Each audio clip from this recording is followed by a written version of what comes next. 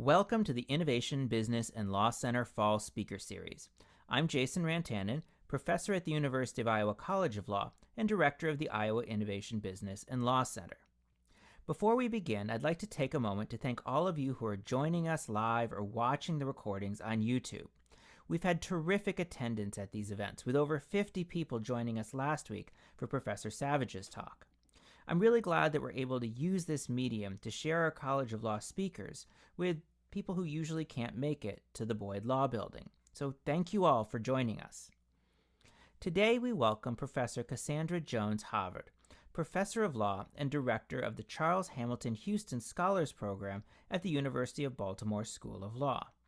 Professor Havard is an expert in financial services regulation, banking regulation, VC financing, corporate and commercial law. After receiving her JD from the University of Pennsylvania School of Law, she clerked for Judge Leon Higginbottom of the Third Circuit Court of Appeals before practicing as an attorney for several years, including stints at the Department of Justice and FDIC. Professor Havard's research focuses on the nexus between financial products, consumer welfare, and systemic risk, viewed and analyzed through the lens of law, economics, and race. Today she will be talking about the regulation of and access to financial services instruments and why it matters. Her talk is the subject of a new article called Doin' Banks that was recently published in the University of Pennsylvania Journal of Law and Public Affairs. I'm now going to turn it over to Professor Havard, who will talk for about 30 minutes. After that, we'll have time for questions and further discussion. Professor Havard, welcome. Thank you, Jason. And thank you to the Iowa Law and Business Center for the opportunity to discuss how law and regulatory policy changes can create a financial system that provides banking for all. This lecture will explain how banking as it exists in America today is a two-tiered system of mainstream and fringe banks.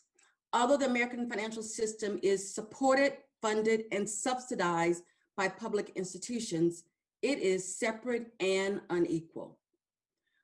My talk has 3 points.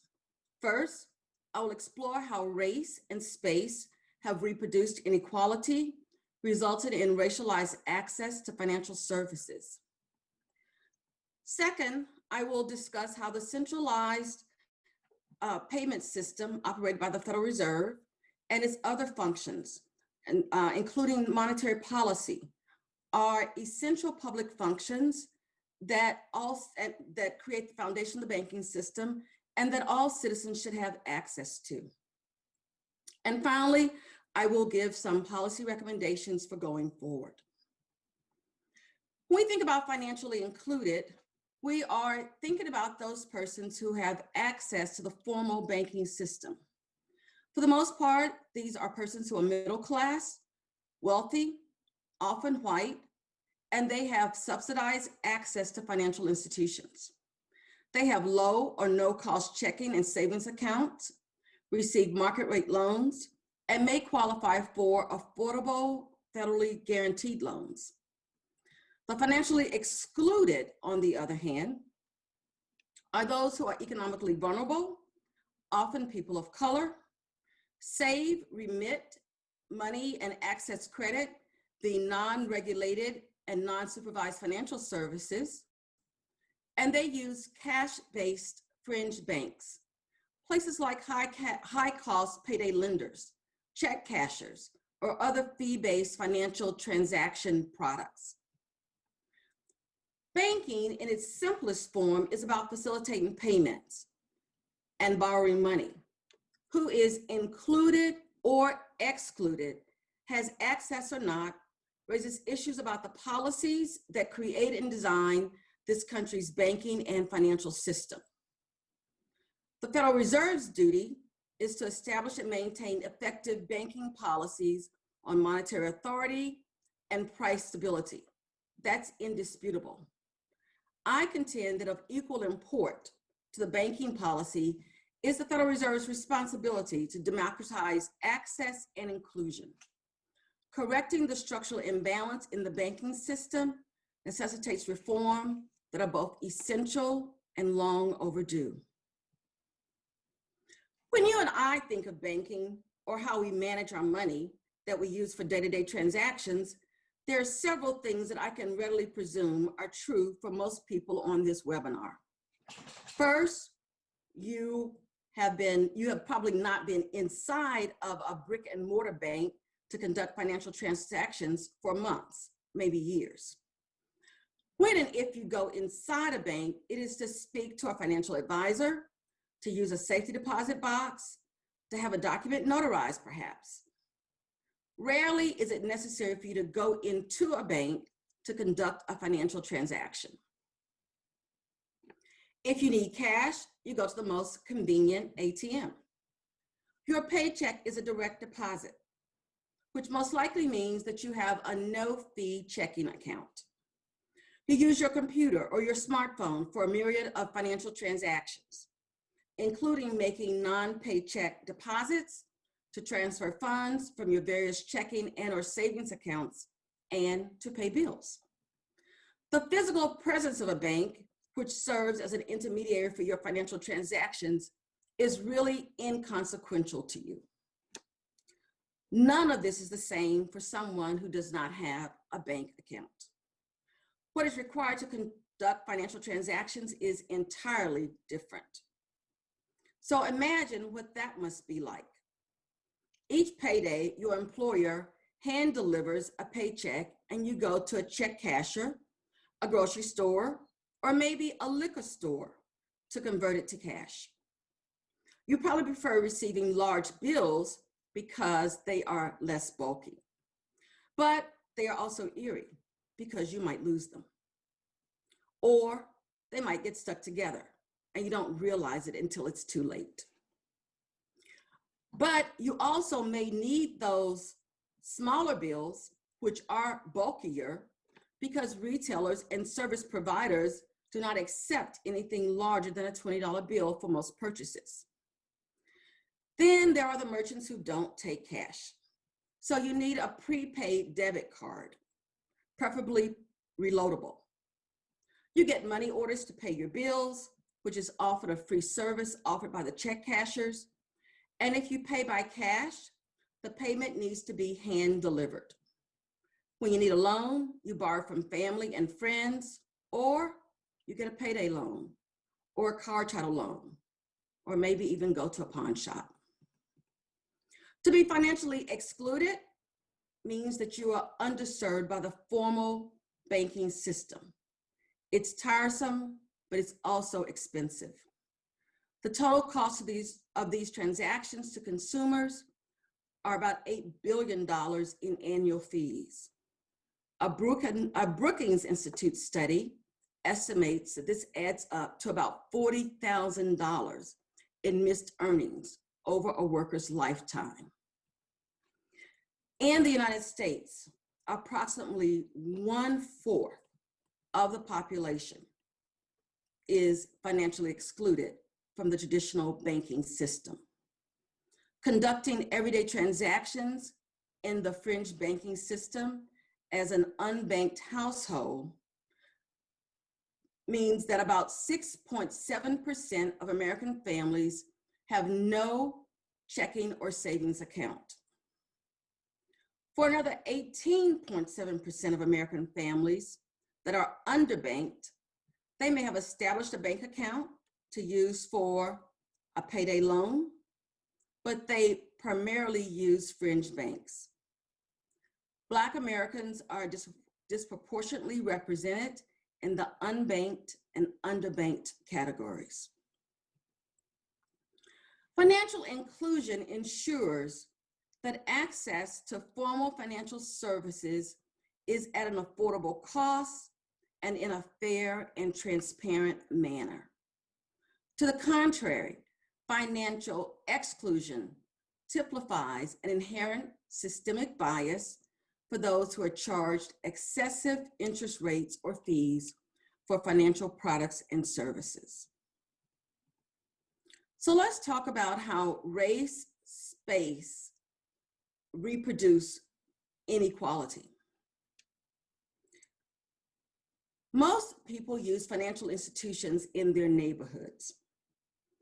The racial segregation of neighborhoods has its historical roots in redlining. And so this actually compounds the racialized patterns of access to the formal banking economy.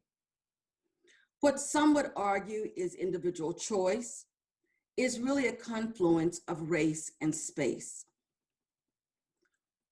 What we see, though, is that these structural barriers, which have been put in place by the Federal Home Loan Administration's policies to specifically exclude Black neighborhoods from getting guaranteed mortgage loans, now has resulted in structural barriers that prevent marginalized communities from building and sustaining economic equity. And so this includes access to credit, which creates intergenerational wealth, personal asset building, and access to safe and healthy investments in neighborhoods.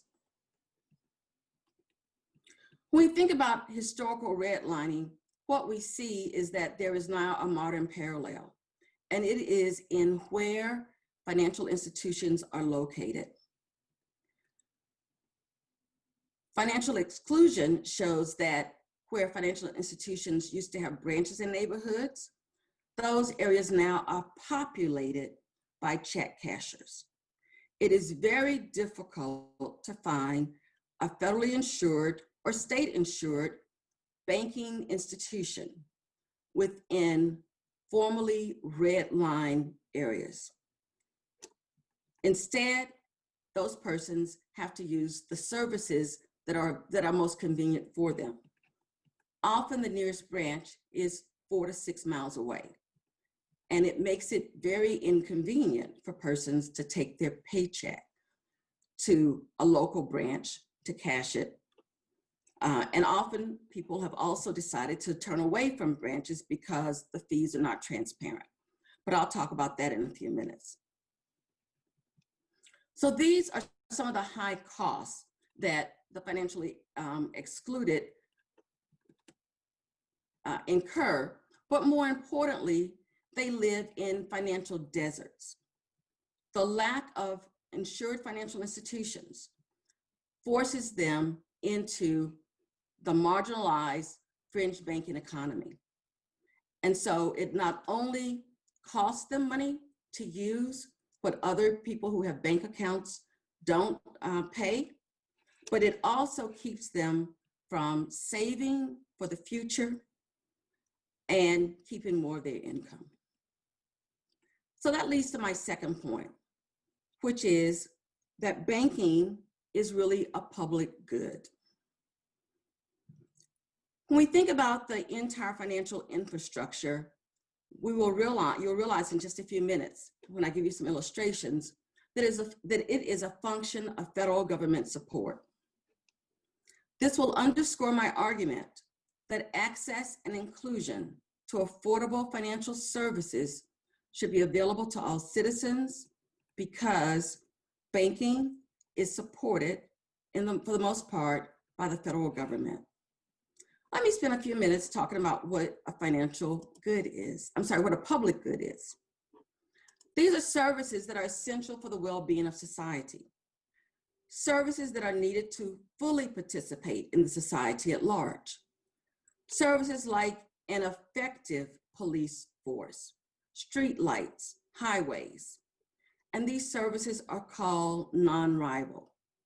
By non-rival, that means that you and I both can consume the good without affecting the use either of us derives from the consumption. Public goods are defined as those goods that are also non-excludable. Once the good is produced, no one can be prevented from enjoying it.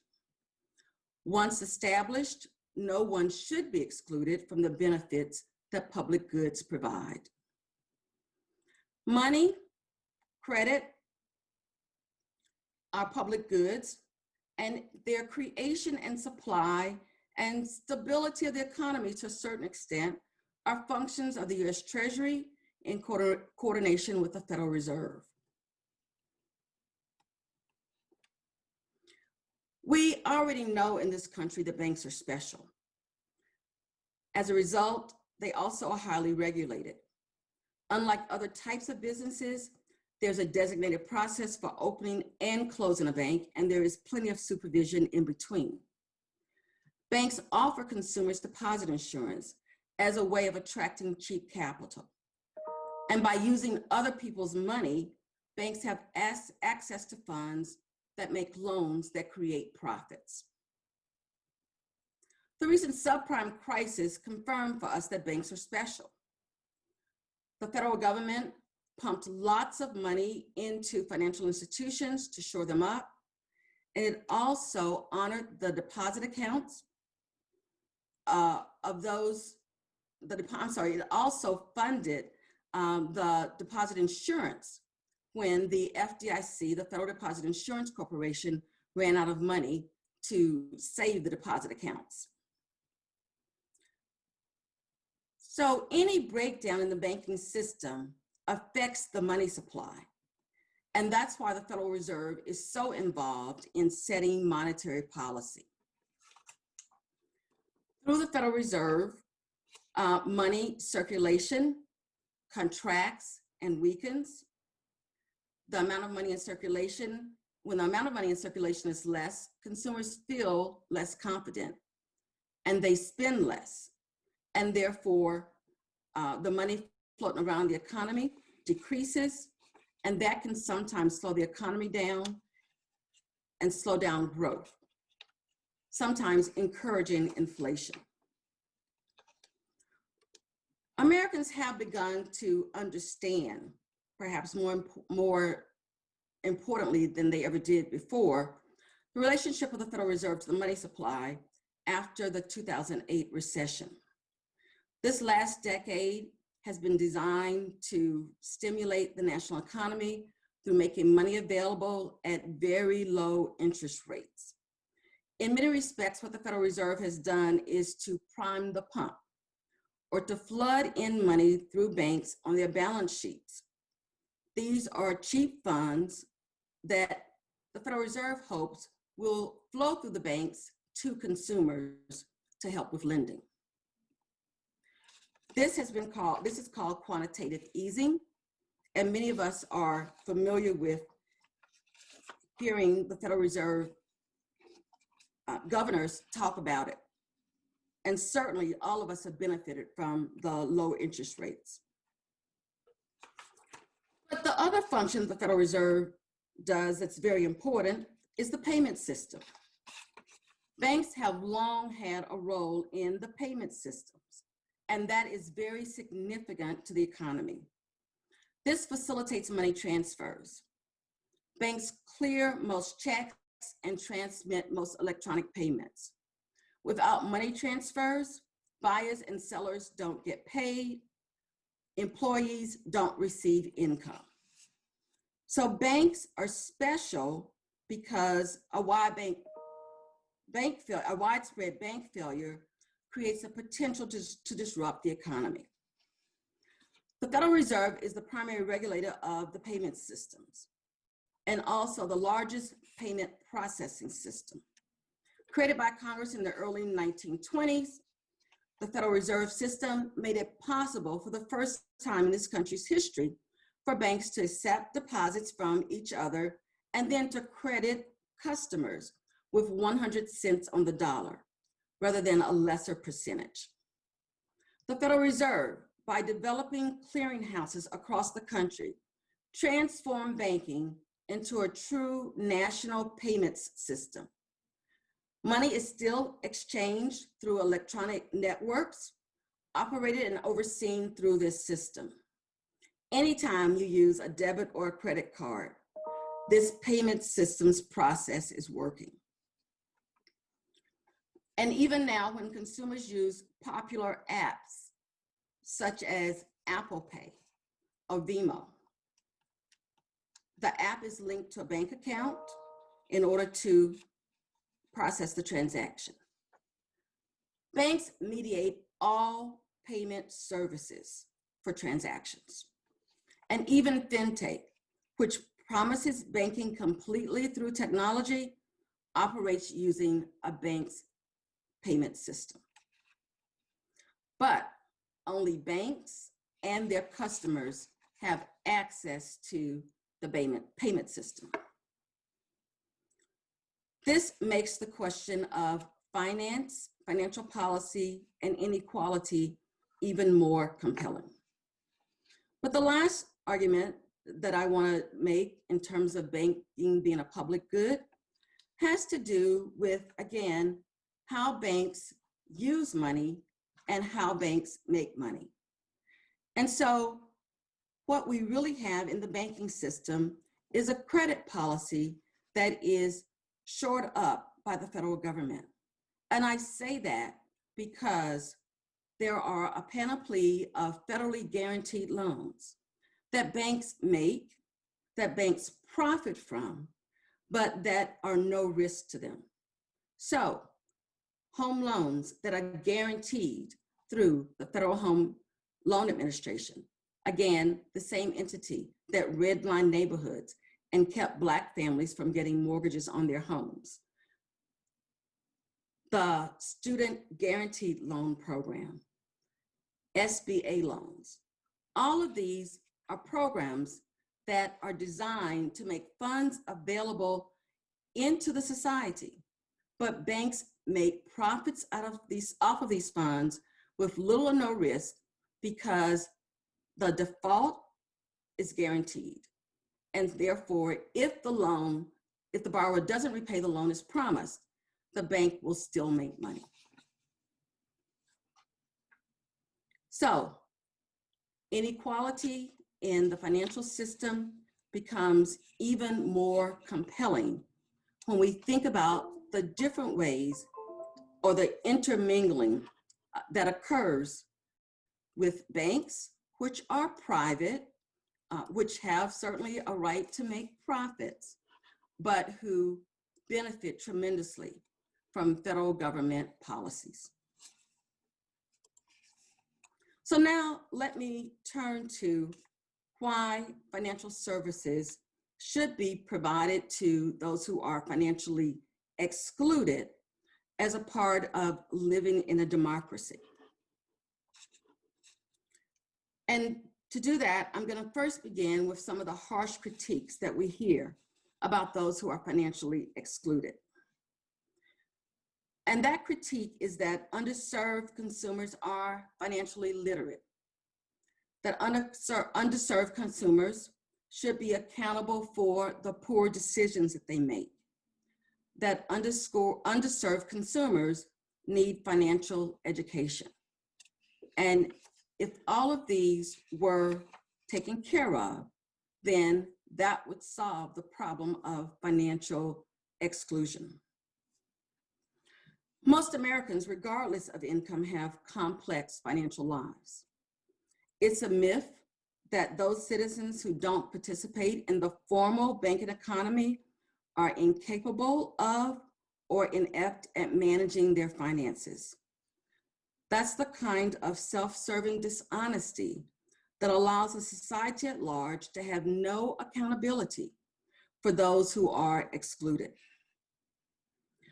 Much is being done to help make consumers financially literate, and personal responsibility is important. But people need access to affordable products and a transparent market that has sufficient oversight. None of this is available in the fringe banking network. Without these things, financially excluded consumers are unable to build a financial cushion.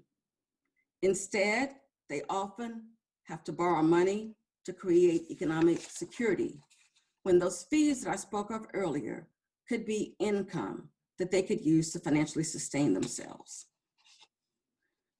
Also, ignoring the needs of the financially vulnerable also raises a larger societal problem. Those who participate in the underground financial economy are doing so by default, not by choice.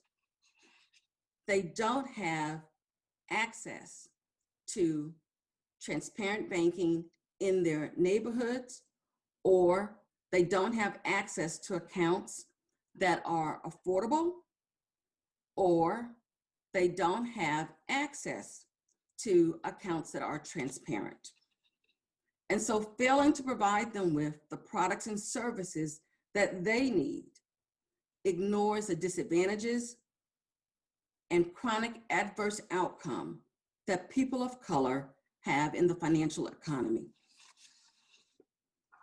That is why the charge is to create an equitable, inclusive banking framework. How do we do that?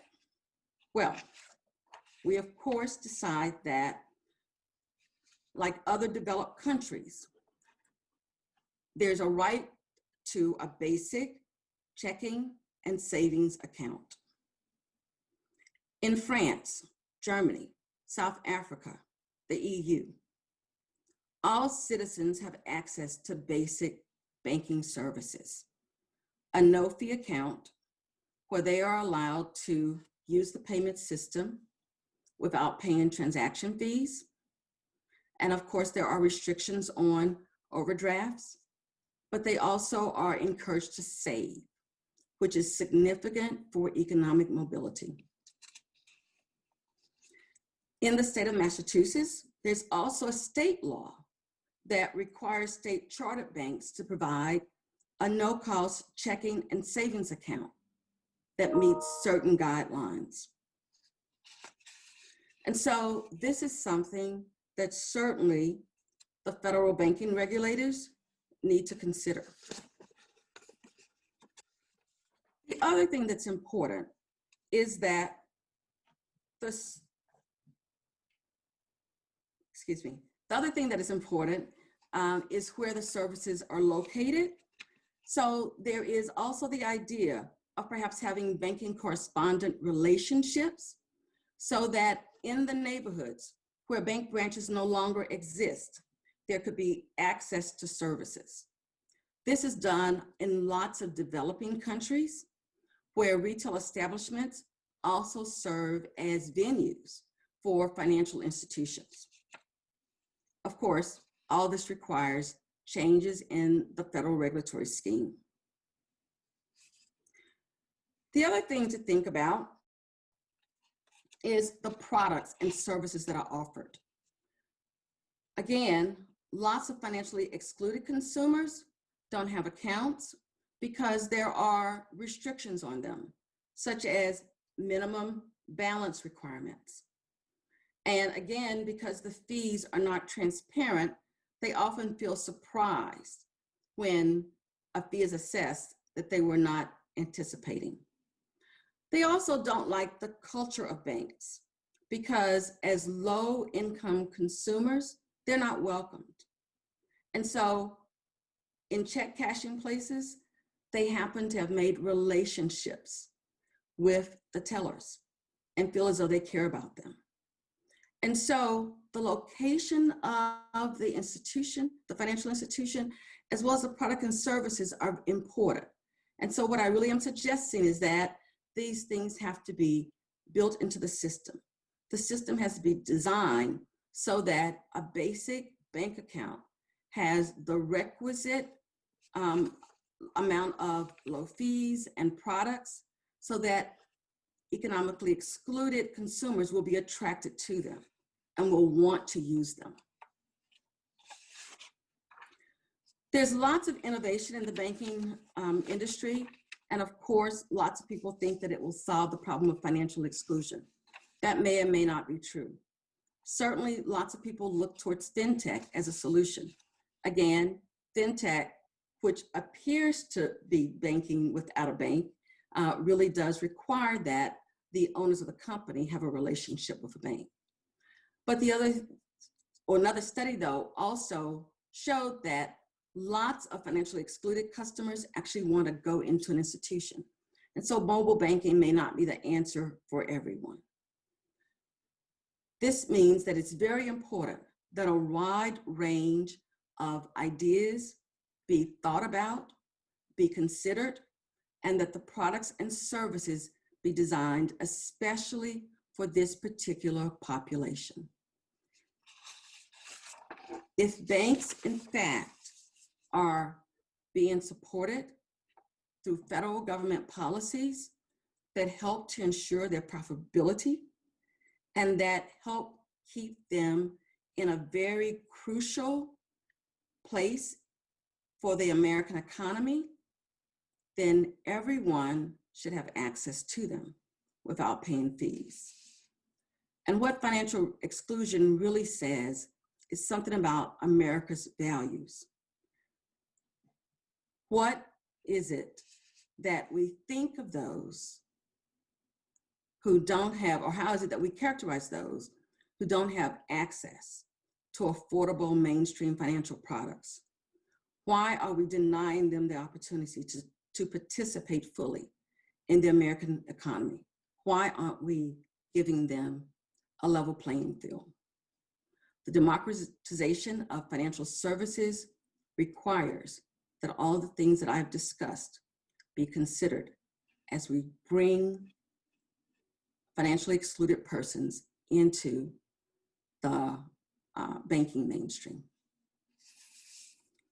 Thank you for your attention, and I look forward to your questions during the Q&A. Hi, Professor Harvard, can you hear me? Yes. Hi, thank you so much for your presentation. I really enjoyed it. My name is Chris Odney, and I teach commercial and consumer finance here at the University of Iowa. Okay. So this was completely in my wheelhouse, and I loved it.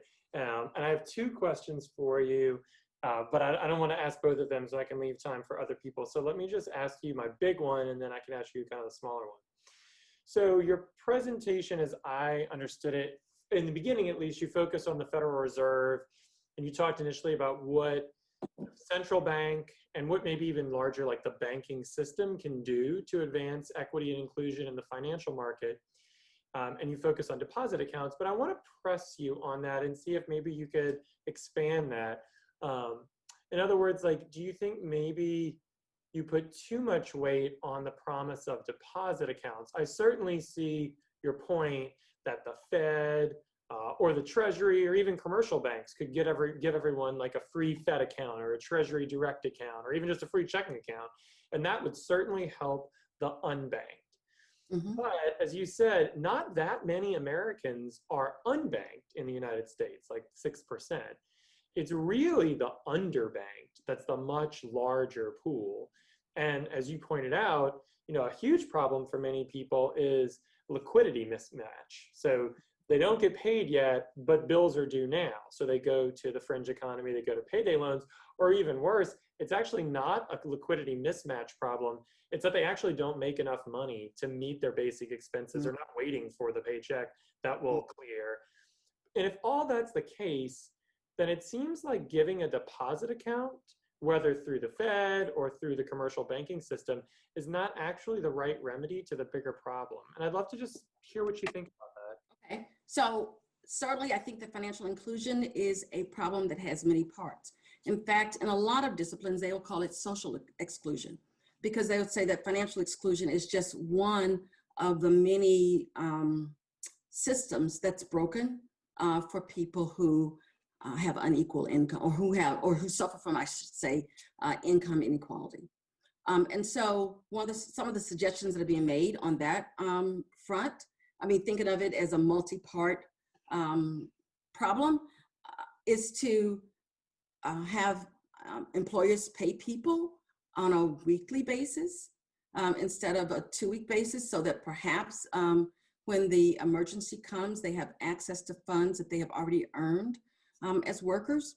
The other idea is to help employers, subsidize employers to be able to give short-term loans of small amounts so that, again, workers can get access to funds that they have already earned in order to pay bills timely. Does that answer your question at all? Sorry, I had been put on mute. I was responding to you. Oh, okay. No, yes, thank you for that. I appreciate that. Let me just a follow up. Your talk really reminded me of, specifically Marisa Baradarian's book on how the other half banks, and her piece on banking and the social contract. And I wonder, do you see a role? So in that piece, and others have recommend, I think before this, the idea of postal banking. Mhm. And I wonder do you think that something like that solves the problem? And would you recommend that the postal system would not only provide a place for deposit accounts, but also would become a small dollar, low cost lender? And I'm wondering if you think maybe that is actually kind of fraught too, particularly the lending side, like making the federal government a lender in this way, and how much it should be subsidized, because obviously we wouldn't want the federal government to charge interest rates that really reflect low income individuals necessarily riskiness. Right, that's right. So making the federal government a lender is fraught with lots of issues. And certainly in some countries, the Postal Service is a bank and does have facilities for both transaction accounts, checking and savings, as well as small dollar loans. So certainly we'd have to look at some of those models and see how we felt about them. I suspect that the free market theory in some of those cases in some of those countries is not as predominant as it is here in the US. So again, I'm not sure that we would be as receptive to that. So, or it might require some kind of government subsidy. I was at one point a huge proponent of postal banking, and certainly I see it as a very viable option. I am a little less convinced that that is the solution, because I think that this has wider implications. Meaning that there's responsibility that ought to be borne by the private sector as well as the public sector. And so certainly there are different ways that federal government policies and monies subsidize different programs and that we want to encourage. And perhaps, there'd be some kind of hybrid between this idea of having a public type bank through the Postal Service and providing low cost basic bank accounts to all persons. Thank you. And I apologize. I was on mute before, so I was thanking you profusely. Oh. As I was silent. So I apologize for that. We have a number of questions in the Q&A as well. And if anyone would like to ask questions, you can raise your hand or you can ask them through the Q&A, and I will read them out if they're anonymous. The first one I have here is how did the issues you discuss differ in rural areas as opposed to urban areas? Okay, I think in rural areas it's actually even worse. There's a study done about financial deserts, or places in which there are no federally insured banking accounts, and their predominance of financial deserts in rural counties is even greater. And that's the same study did a predictor to sort of try to gauge where financial deserts will show up in the future, and it seems as though rural areas are even more prone for this. So again, access is so important, and that's why access certainly needs to be through some institution that is located everywhere, which on its face, again, makes postal banking appear a good solution.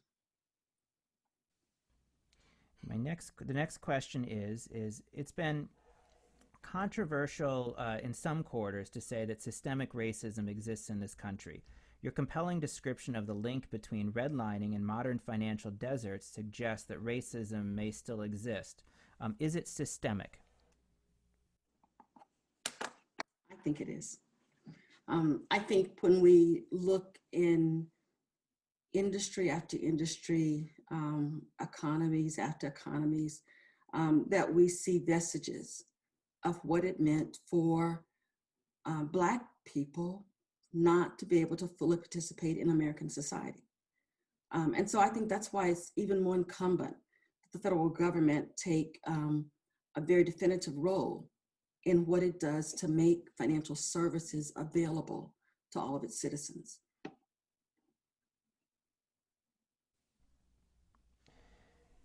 And the next question is do you see this as a thing that needs to be driven down with regulation from the federal government, or is there a path for us to pursue some of these steps at the state level? Oh, certainly there's a path at the state level. As I mentioned, the state of Massachusetts requires all state chartered banks to offer a basic banking account. So in this country, we have what we call a dual banking system. And this has historical roots in the founding fathers' debates about the economy and about how the banking system would be set up. And so we have both federally insured banks and state insured banks. And so it is those state insured banks in Massachusetts that have this responsibility to offer a basic account. And frankly, states are often the laboratories for lots of reform. And so in that regard, states are a good place to perhaps start encouraging some of these reforms. I also think, certainly bank accounts are expensive. I think a typical bank account costs about $250 a year for a bank to maintain. And remember that the way banks basically make money is by lending out other people's money. And so if a depositor is not putting very much money in, or the money's not staying in for a very long period of time, of course, that's an account that doesn't make, a lot of money for the bank. And that's, again, why banks are not interested in those particular accounts.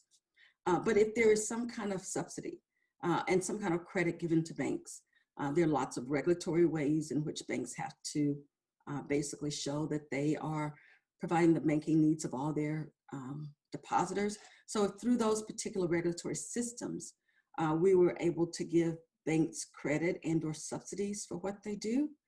I think that also would be a very good way of encouraging the kind of accounts that financially excluded consumers need. All right, the next question is, thanks for a thought-provoking talk. Could you say something about providing engaging and fun financial education to all, especially kids, and or free access to financial advisors? Oh, I think that's great. Actually, so a lot of the financial literacy education comes through corporations who are funding products and programs. Lots of school districts have now mandated financial literacy as a core course.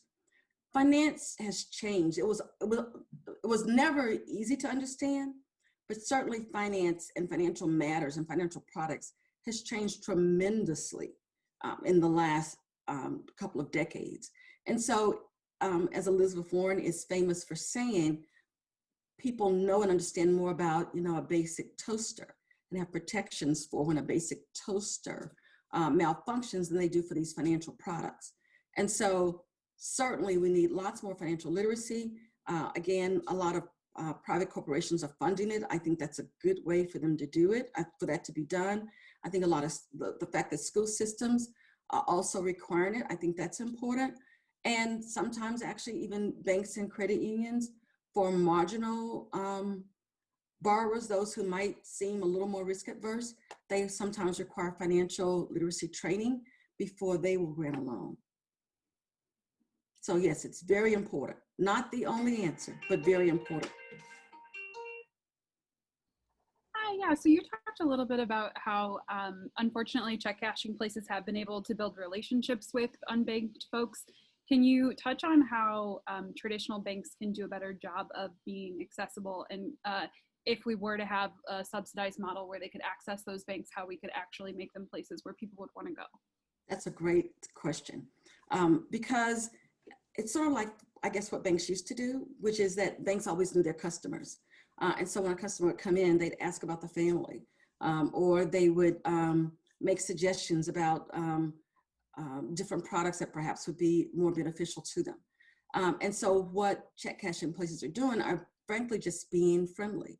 And so some of this would probably be the kind of cultural bias training that banks would need to institute so that they can make their tellers simply be more personable, more welcoming, more adaptive to a wider customer base. And I think that's very important. Thank you. I have time for one final question. This one is about broadband internet. So how is the misdistribution of broadband internet contributing to the problem, and would internet access for all alleviate the issues? Okay, did you say the misdistribution? I think it says made distribution, but I think it meant misdistribution. Okay, so the idea is that perhaps mobile banking or internet banking would be a solution. I think that's really what the person is asking. So first of all, right, if you don't have broadband, then you can't do mobile banking, okay? But again, I think that the idea that mobile banking is the entire solution is a bit of a misnomer or a misguided solution, because there are persons who are financially excluded who really, again, want to have a relationship with the bank and with the teller, who really don't trust using the internet. But certainly to the extent that there are persons who want to use mobile banking and who find that as a solution, and it is certainly a cheaper way for lots of banks to be able to offer products and services, I think that the internet access is, again, another one of those policies that has to be integrated, because there's some overlap. So that's the idea that perhaps financial exclusion is one part of a larger social exclusion issue. And so social exclusion often thinks about things like internet use. It also thinks about things like physical health and access to that. It thinks about all of the parts of a society that create well-being for a person and allows them to function well. So that's an overlap, I think, of two things. Well, we're out of time, unfortunately. I want to thank you very much, Professor Havard, for taking the time to talk with us and sharing your thoughts and being so thoughtful in response to the questions. So thank you very much. We are going to take about a 3-week break now before our next talk. Our next talk will be in a few weeks. We'll have Anna Santos Rushman and Rukiya Yerbi, who will be giving a talk entitled The Exclusionary Clockwork, Mapping Structural Racism in the Intellectual Property Ecosystem. So I hope you can all join us for that. Until then, be safe, be well, and we'll see you in a few weeks. Thank you all. Thank you again for having me.